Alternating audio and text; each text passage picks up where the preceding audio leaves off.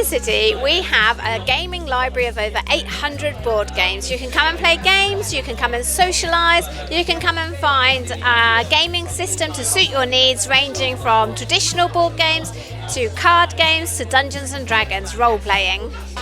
Board in the City prides itself on being an alternative to being a service provider in a way. It's an alternative way to reach out to people that don't necessarily want to be in a clinical environment, who might be on waiting lists, who might feel that they don't quite have a mental health issue, they might just be on the verge of one, so they want to seek something fun in the meantime. Games are good because they help reduce stress, they help you with isolation, they help you socialise, they help you strategise, build resistance and many other things.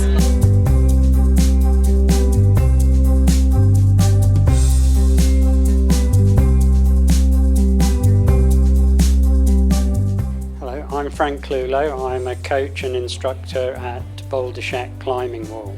We are talking about bouldering, which is a particular part of climbing. It's climbing without ropes.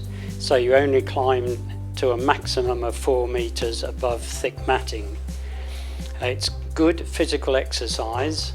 It exercises most of the muscle groups in the body. Good for the core, the legs, the arms and the trunk. It's also mentally very good because whilst you're climbing you have to focus on achieving your goal of getting to the top of the climb. So it gives you good self-esteem, and it is very good for mindfulness because you have to focus on doing the climb. Climbing, I think the age group for Boulder Shack is from 3 to at least as old as I am, 73, so it can be older if you're fit enough.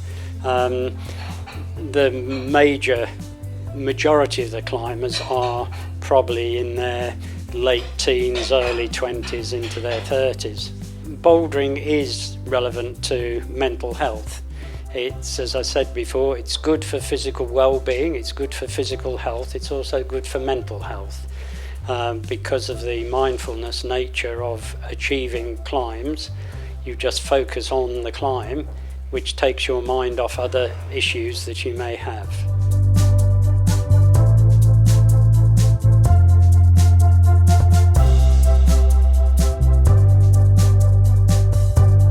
My name's Ling and I run Compassionate Cuppa with Jane. At Compassionate Cuppa, we basically visit people on an individual basis. We spend time to discuss their problems or their issue, what's stopping them from moving forward, so helping them move forward in their lives. So in terms of kind of what we're fulfilling in terms of the need in the city, it's really about that personalised support which we feel is missing. I mean, I previously was a mental health nurse, and currently my business partner, so she's still got a full-time job in social prescribing. So we visit people at a place of their choosing, so it could be at their home or somewhere where they feel comfortable to meet us. And it's a time slot between 90 minutes and 3 hours, and the costs obviously vary from £55 to £70.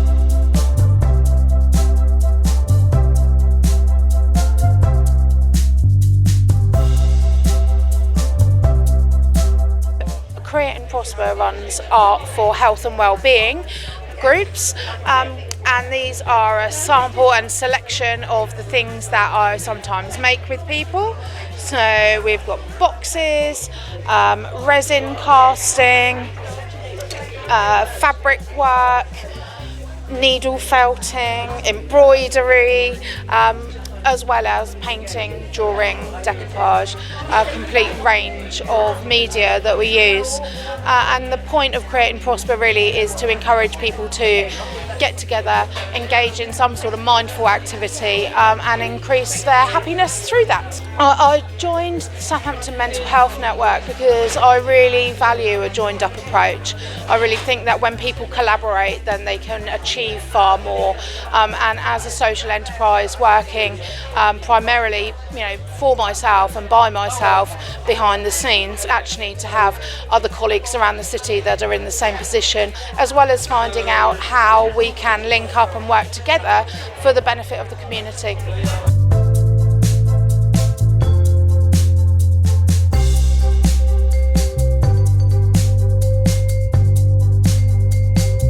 We're a small committee. Some are people working professionally with those living with dementia, and others, like myself, are volunteers. And we organise things to raise awareness of dementia and also to support those living with dementia and their carers. Yes, I think in the initial stages it's the memory loss that is a real challenge for people.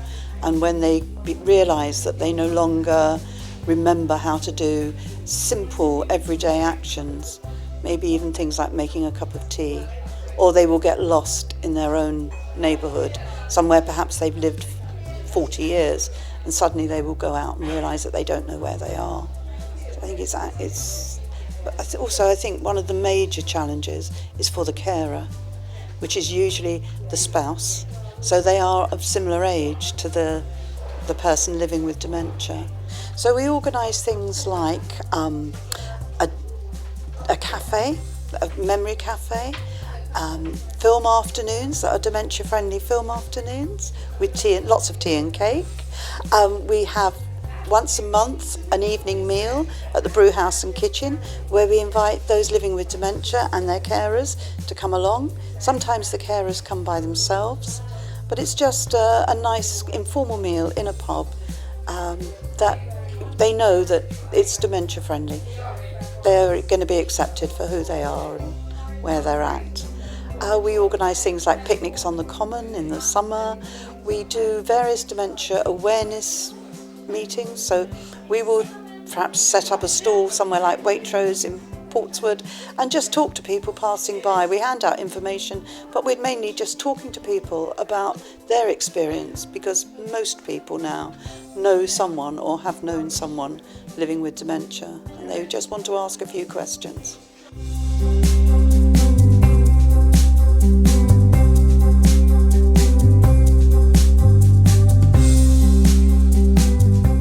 So Plants for People have been part of the Mental Health Network Forum for the last, since it was kind of born, if you like, for the last year.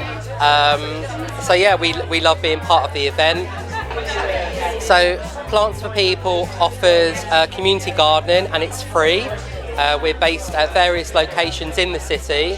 So Monday we're in Millbrook, Wednesday we're in Western Shore, Thursday we're in Canberra Towers in Western, and Friday we're in Holyrood. And really it's community engagement, it's community gardening and horticulture. You get to meet your neighbour. We're really lucky to live in Southampton. It's a very diverse city, so within that sometimes you can have a lot of isolation. So Plants for People will combat, or we help to reduce anxiety, isolation, get to meet your neighbour, and at the same time launch community gardens and allotments. As we know, ecotherapy and green therapy is proven to aid and facilitate someone's recovery through mental health.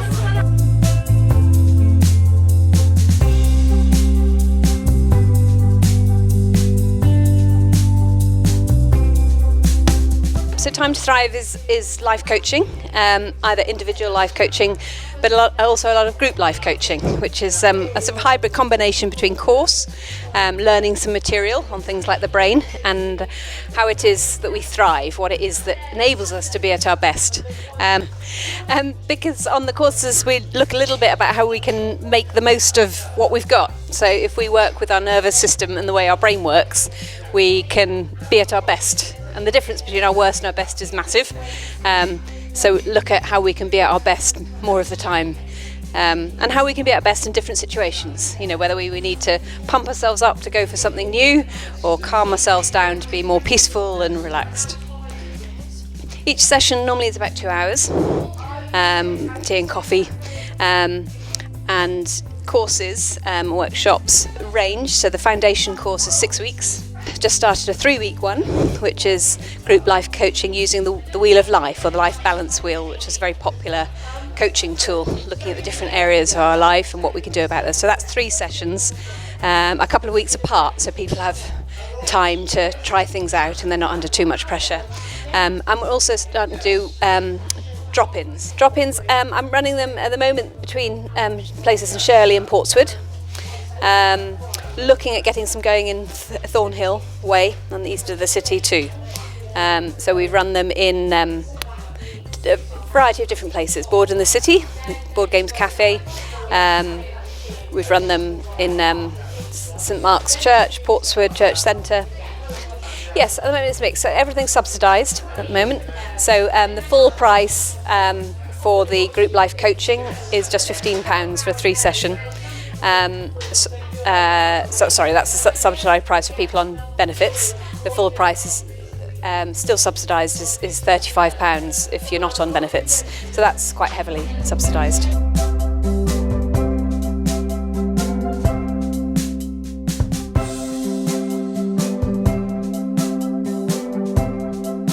My name's Watch Manager Stu Vince from St Mary's Fire Station. So at St Mary's Fire Station we've set up a team of engagement people and we're looking to go into people's homes, vulnerable people's homes, to put up smoke detection and carry out what we call a safe and well visit, which will highlight any areas within the home that potentially could cause a hazard to the occupant. We've also highlighted that a large percentage of people that have unfortunately passed away through fires are people with mental health issues. Therefore, if we can get into engagement opportunities like this, hopefully get into the house and do that prevention work so that we don't have so many fatalities with people who do have those issues. But we've got around 40 mental health first aiders across Hampshire within the organisation. They're primarily for the staff. With mental health first aid, very similar to physical first aid, most of the people that the mental health first aiders will deal with potentially will be people in crisis. So there's an algorithm attached to that the mental health first aiders know, and that will just kind of decipher whether it's a serious person in crisis all the way down to someone who is just starting their journey, if you like, of a mental health issue, the less serious cases, shall we say. The 40 or so people that are trained through Hampshire Fire and Rescue Service as mental health first aiders have been trained through Mental Health First Aid England, and the aim of that service that we provide to our employees is to signpost people to the relevant healthcare professionals.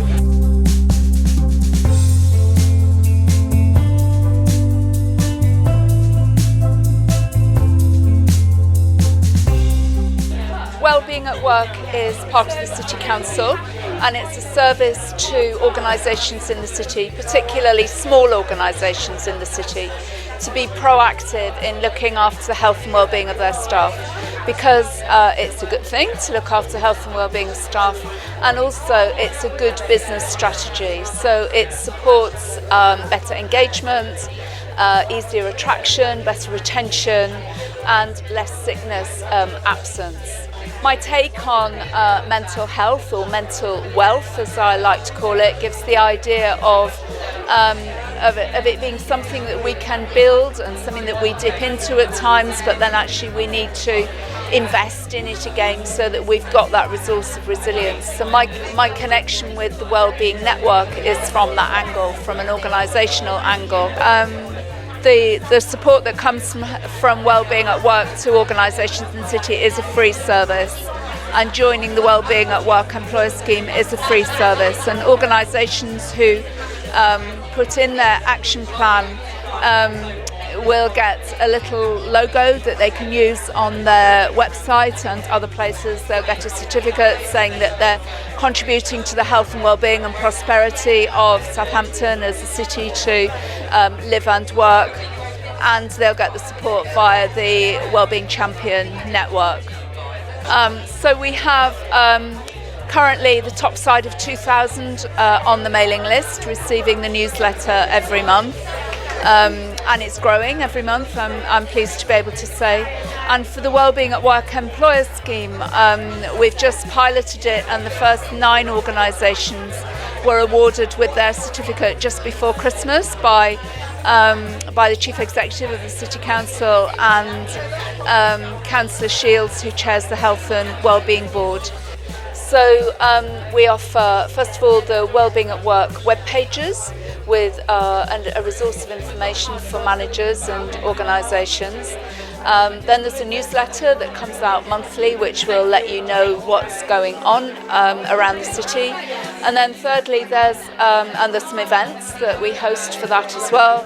And then there's the Wellbeing at Work employer scheme, a recognition scheme, which is to actively recognise those organisations that are proactive in looking after the health and wellbeing of their staff.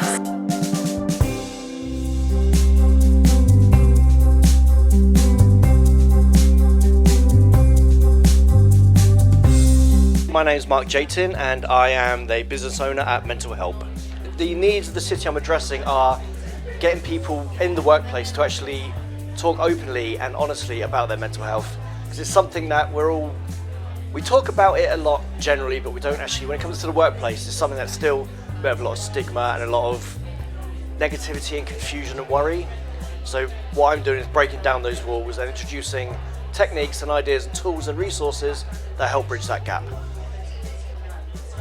The USP around mental health is I come to your workplace, I work with you and your team to devise a plan that will help you build a program around mental health that would work. We have care cards which can be shared with your team and their friends and family to give helpful hints and tips and information around mental health and mental well-being. We have a editable collection of images you can use in your office space or staff rooms. We also have monthly one-to-one check-ins that can be either on your site or online, as well as 5-day-a-week email support. I've been a part of the Mental Health Network now for 4 months or so, and it's a great way to communicate with people and actually get to know people in and around Southampton who have a passion about mental health and mental well-being.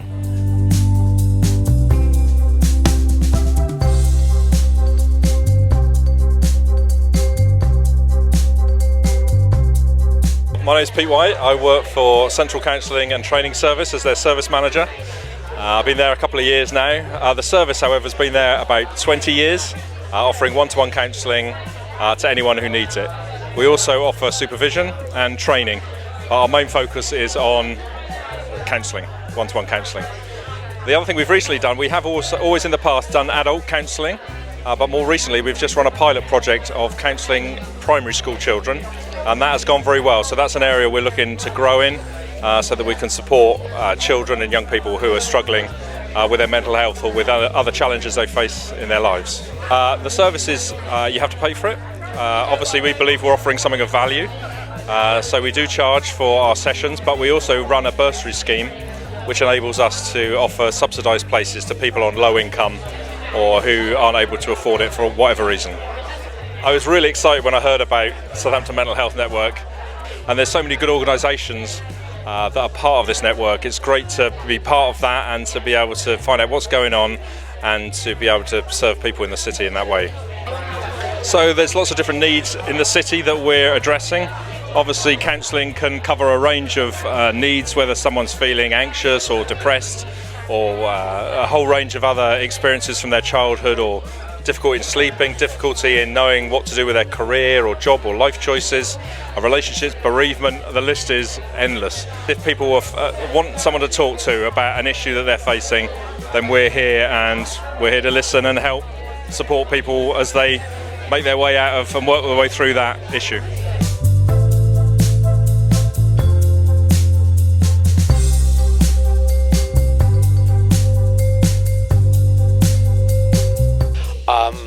We want to be part of the Southampton Mental Health Network because we want people to know about our charity. It's quite a small organisation, and we need people to know we exist so we can get referrals and get the right referrals coming over to us so we can help the people who are most in need. So we need more people to know we exist. We also want to be part of this network so we can refer our candidates who come onto the course to other organisations that exist. So we need to know more about what's out there so they can get the help that they need from different organisations. We help people who are unemployed, who also have some mental health issues, and often their unemployment is linked to those mental health issues. And we run a 10-day course to help those people with their mental health issues through some psychology, some CBT, and part of the course is also vocational, so we look to move them on into whatever positive step they want to take after the course, be it employment, voluntary work, training, maybe it's just joining a social group, getting out of the flat more, whatever situation they're in, some positive step they want to move into. We don't have a waiting list, so unlike a lot of CBT courses, we're ready to go. It's a free course because we're funded by the Henry Smith and the National Lottery, so that's where we get our fundings from. So candidates, it's free for them. We also refund travel expenses and provide them with a free lunch while they're on the course, so that those money issues hopefully shouldn't be a barrier for people to come onto the course. We run, the course lasts 5 weeks, so it's 10 days, 2 days a week for 5 weeks. So a new course will start every 6 weeks, so there's always a course starting. And it's really good, it's really fun. I can see a lot of positive outcomes. It's very rewarding for me, and we have a lot of success in changing people's lives around. So our office is in the Southampton Voluntary Services building off Kingsland Square, off of St Mary's Street, in quite central in Southampton. Okay.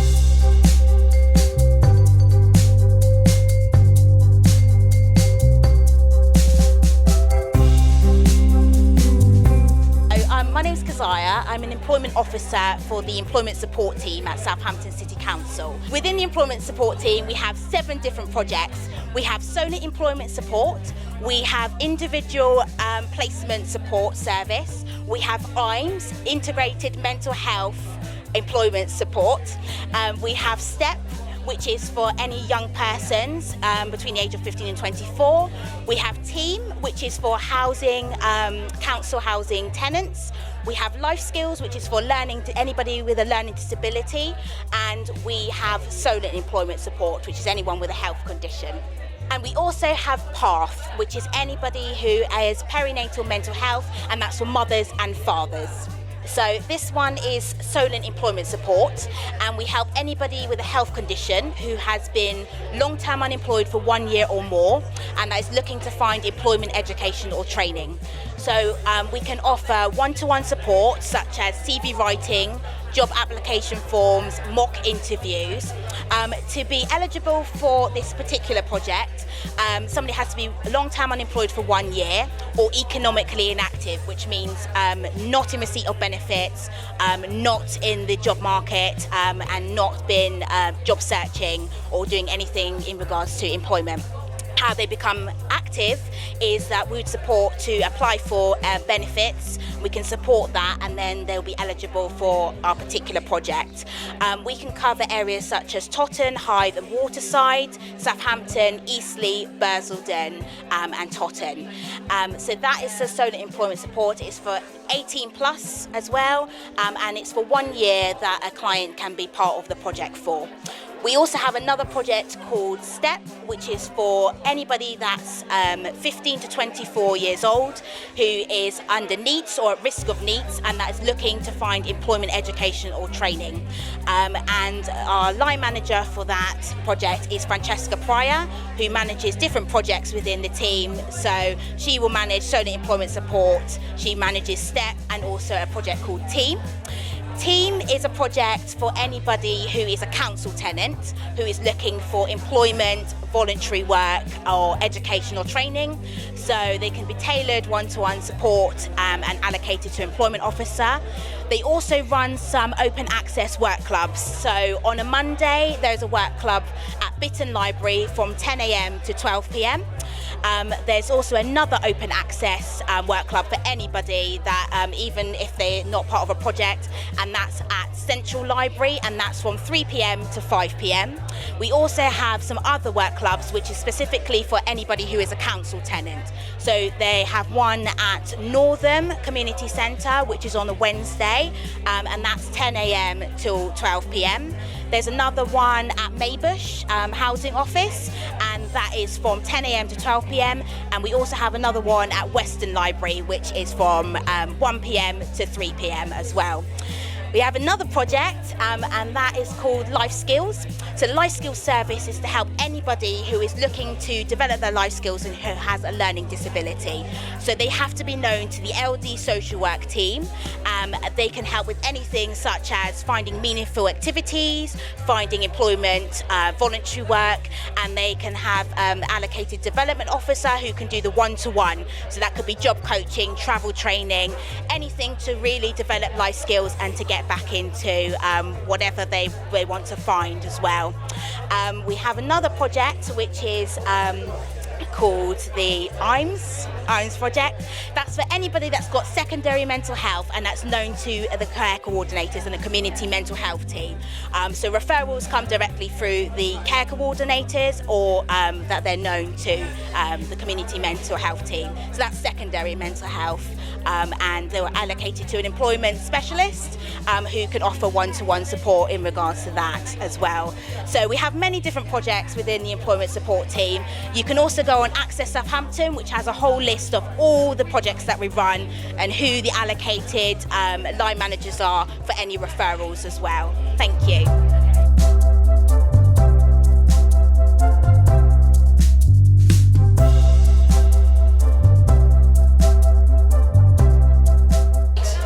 So Linked is about helping people link in with so many activities and support and services across Southampton.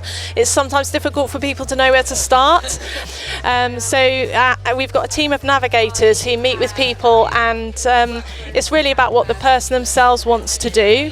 And then our navigators help them link in with those services and activities and groups and clubs that will really help them to feel good and get connected with the local community, meet new people, and have that support that can help them can help prevent ill health and also help maintain health and well-being.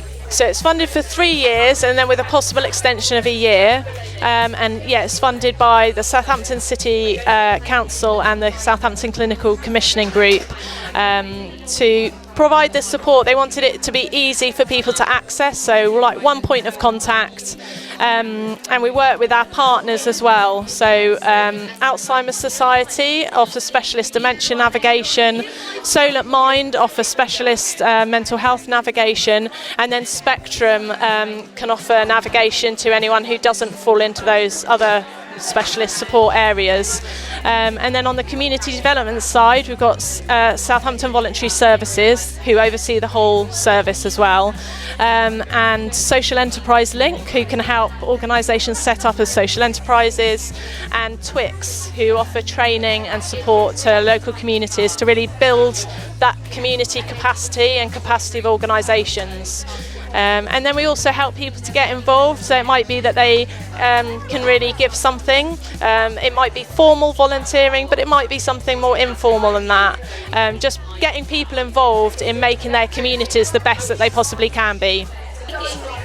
Yeah, some people call it social prescribing, we call it community navigation. So it's really about what the person themselves wants to do, and then it's looking at any barriers to that they may experience. It's difficult for people at the best of times to start a new activity, go along to a new club, find the support that they need. So our navigators are there to help people. It may be that they're going through a time of crisis, that they've just been diagnosed with a long-term health condition, that they're lonely and isolated, that they're bereaved. It could be any number of things that it makes that even more difficult to take those first steps. Yeah, we've got a website, so all our information about our drop-ins are on the website, and you can also refer. There's a referral form on our website. So you can find all the latest information out there and get in touch in a number of ways. So either come along to a drop-in, give us a phone call or refer online.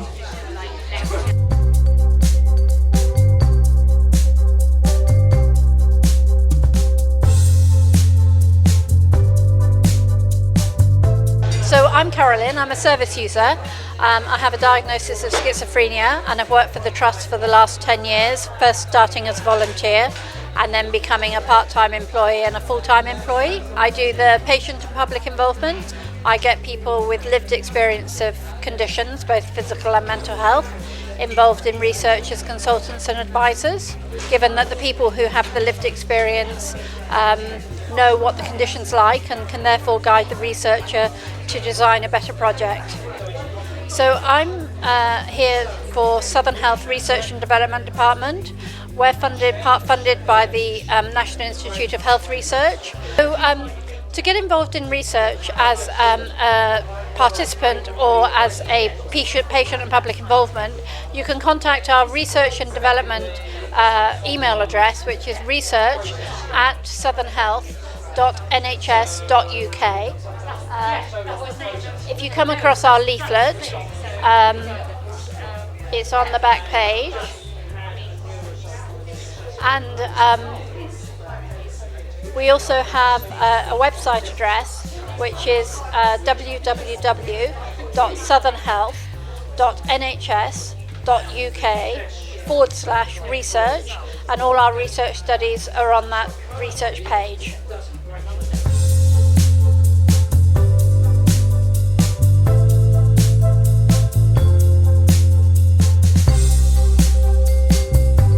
Yeah, hi, so I'm Rob from Steps to Wellbeing. I'm here with my colleague Sam, who is the employment team as part of Steps to Wellbeing. I'm a peer support practitioner in the peer support team. Peer support, so basically I've had knowledge, I've used the service myself as a client. So basically we help run groups for people who have been through the service or waiting for treatment, where we get together sort of socially and just sort of meet up and do crafts, various activities and things like that. And I can offer my perspective, having had experience of mental health difficulties myself, and will often give talks on my lived experiences. And there's 3 of us now within the team. The service helps incredibly. I was initially referred to Antelope House, but once I got better from there, I came to Steps to Wellbeing for one-to-one CBT therapy. CBT was just a wonderful thing, just a wonderful tool that made sense to me, and the people who helped me were so compassionate and caring. And then I ended up volunteering for a peer support group, and then ended up working there, which is just like an absolute dream come true, and it's probably been the best year of my life, and that wouldn't have been the case without Steps to Wellbeing. I think it's important to firstly let people know what we do, but also to be part of things so that we can find out what's going on in the community, things that we can contribute to, in any way we can help. It's just great to be part of something bigger than yourself, and I think all the minds, everyone gets together, you get more done, and you have the capacity to reach more people. So the specific needs we feel are sort of CBT therapy based, primary mental health. So we offer treatments for the common mental health illnesses, depression, anxiety, also in terms of worry, and also PTSD, and we do, it's mainly CBT based, but we do counselling as well, and mindfulness. Yeah, so it's free on access, and you can refer via the website, by phone. You can have face-to-face assessments, so it's easily accessible to people. So I'm an employment advisor at Steps to Wellbeing. We're a service that offers people who are looking for work to help find work, and people who are in work who may be having difficulties at work, try and resolve those difficulties so people can work successfully. Basically, work is a big thing for your mental health. If you're employed well and you're happy at work, chances are your mental health is good. Conversely, if you're having difficulties at work, that can affect your mental health, and that can spiral downwards. So if we can get in there and sort things out, that's what we try to do. So we offer a variety of assistance for people looking for work. We help people with their CVs, get their CVs up together. If you're going for a job interview, we give job interview practice, so you're fully prepared for a job interview so you can get that job.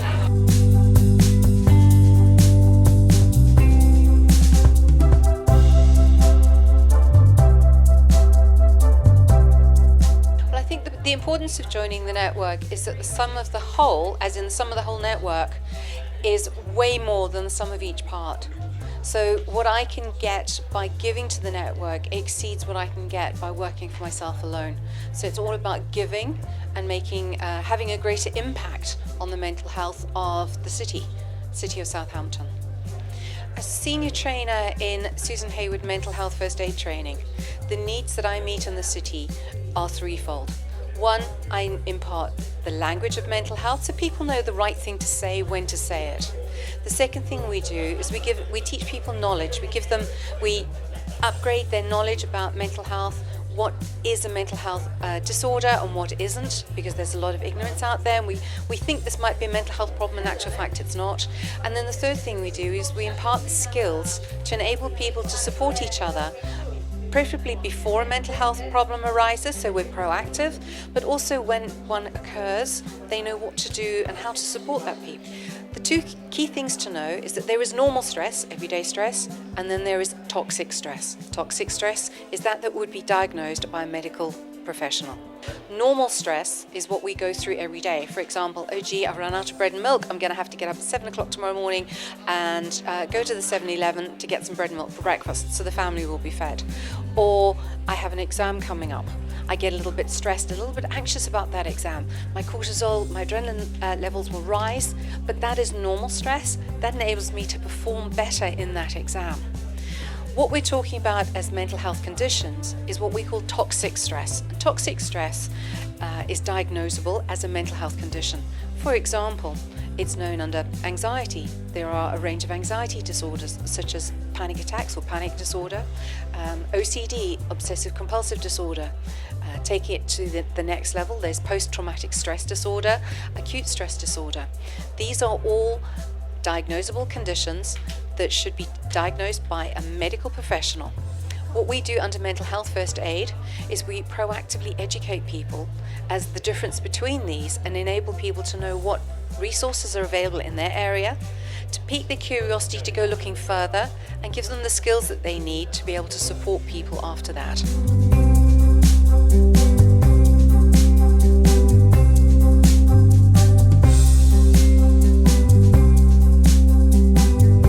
There for people who have a real problem with food and where food rules their lives. Sometimes this is because they're very thin and have lost a lot of weight, they're anorexic, sometimes they're bulimic, sometimes it's compulsive eating. But we're also there for their carers and their families, and it's a group together where we bring people together to support each other. So I'm a trustee and medical advisor for Taste Life, and I run it in Southampton. It's an 8-week course for eating disorder sufferers and carers. So Taste Life UK is a charity, and we're a national charity based in Kenilworth, but it started in Southampton here.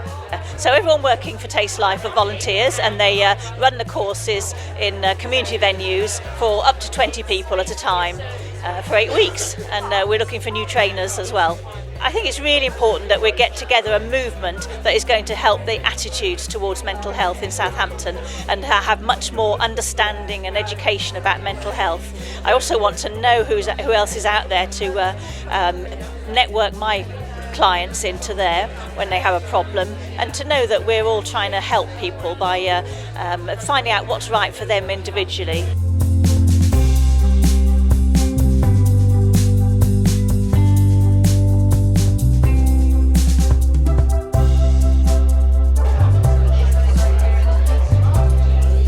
We provide funeral services for Southampton, and through our association with Dr. Bill Webster set up our bereavement support programme, which is called Grief Journeys Southampton, which is a 6-week programme that helps people who have suffered a loss.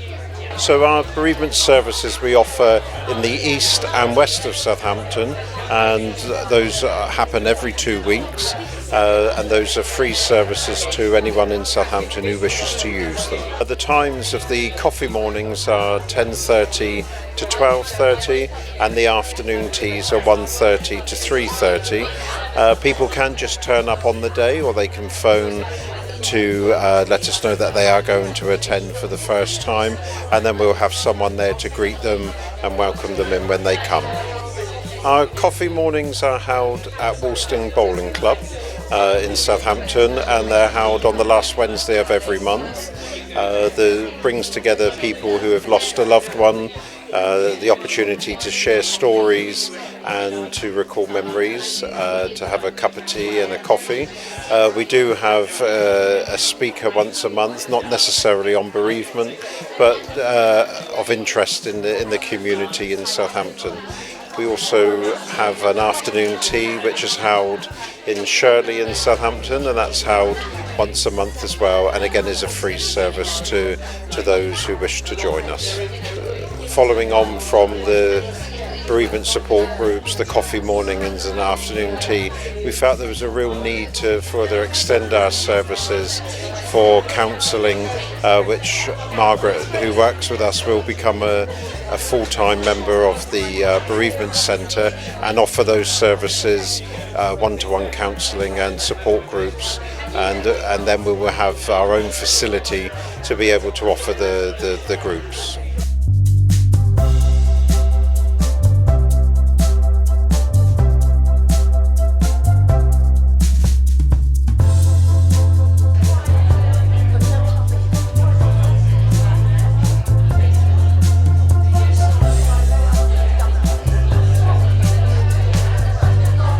Southampton Timebank is a group of residents who become members and organisations who can also become organisation members, where we help one another on an occasional basis.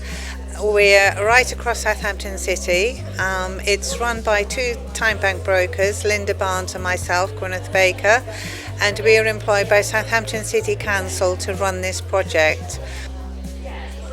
Central government recognise the value of Timebank, and they have agreed that anyone job seeking can use the hours that they use within Timebank towards the hours that they use for their job seekers, 35 hours, acknowledged hours that they have to search each week.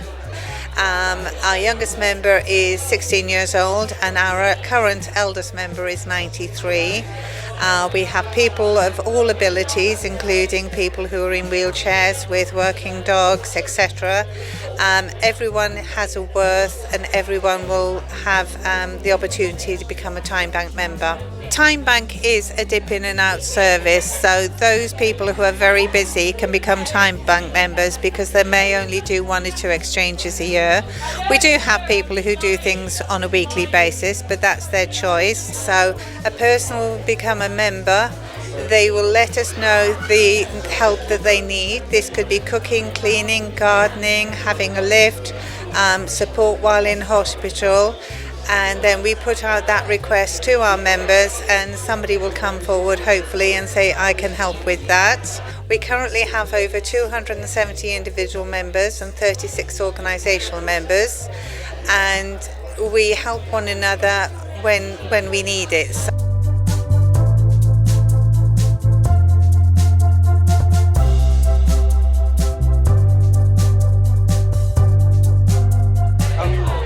My name is Ryan Nave, and I'm here on behalf of Touch Network. We would love to be a part of the network because we really believe in your vision to make Southampton a mental health friendly city. And it would be great to collaborate with yourself as well as other networks to achieve such a goal. Touch is essentially providing a platform, both online and offline, to help reduce the feeling of isolation. So we want people to feel less alone and hopefully share stories and share situations that they've been in and how they've overcome such situations, to instill a bit of optimism, to make people feel less alone, and also just boost mental well-being in that. So a lot of us at one point or another have felt that we are alone, we feel lonely, we don't feel the best that we do, and I think Touch is definitely great in helping address these issues, to make people feel that actually no matter what we are feeling as a community, there is someone else out there who is probably going through a similar situation.